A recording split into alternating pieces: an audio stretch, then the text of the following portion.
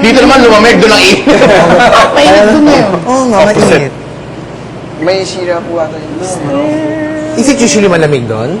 I think there's Something wrong though with the aircon. inside. Kaya pala. Dito malamig. Sino inspiration no niya? Inspiration? Well, Chris Brown and Gary V. Gary V and Nakita mo? I guess, yeah, Tito Bodong. Badong, galing mo. Magaling si Wow. I saw his, kasi that was like the last performance I saw before entering here. Tapos, it was super fresh kasi it was Thursday and then Friday morning we went into the hotel. Galing what he does, like the synthesizer and then everything. I love that song also. When they do pa the Bohemian Rhapsody medley, oh, amazing. he was a great performer. And he forced me nga eh. Actually, parang, I didn't think about it. And then he was like, hey, I heard ganito, ganyan. He said, I got you in, watch my gig on Thursday. Kaya para you know how to be on what Nakita nyo naman kanina, sino-sino na yung nagpunta dito, nanggaling dito? Letterman, yung mga boys ha? Letterman, Gary V, Christian. Apo, Christian, di ba? Pero pansinin nyo, sila lang yung hinalikan ng girls. Ah, ganon? Oo naman. Hindi, nahiya kasi naman sa iba. Yun na lang, eto ngayon, ano nga yung sekreto noon? Anong sekreto nung bakit sa girls, bakit natural yung makipagkamay lang kayo eh? Oo. Pero mali. Wala sa kanilang, pakis mo ako kay Randy, pakis mo ako. Si Uncle. Bakit? Uncle eh. I think ngayon na sinabi mo yan, I think one of the secrets maybe that we all have from the 80s is yung being amiable.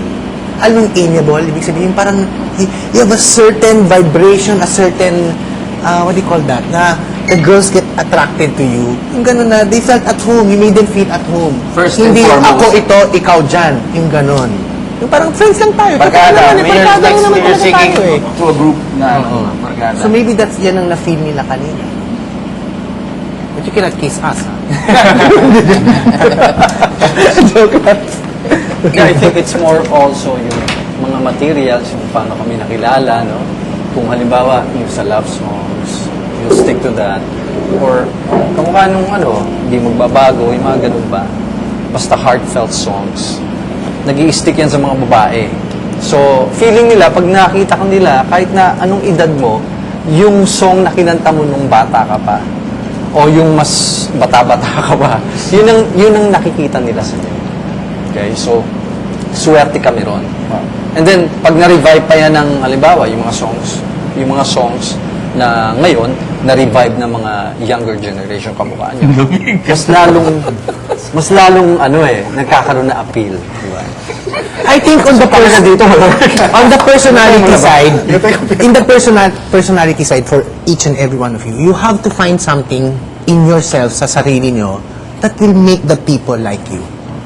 You know, like maybe Randy, he knows nakakatawa siya, he's funny.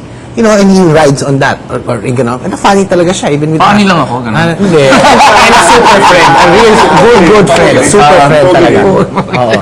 And maybe something romantic, maybe, you know, na find something kasi kayo lang nakakalam sa personality nyo eh, kung ano yun eh. And then use that to make the...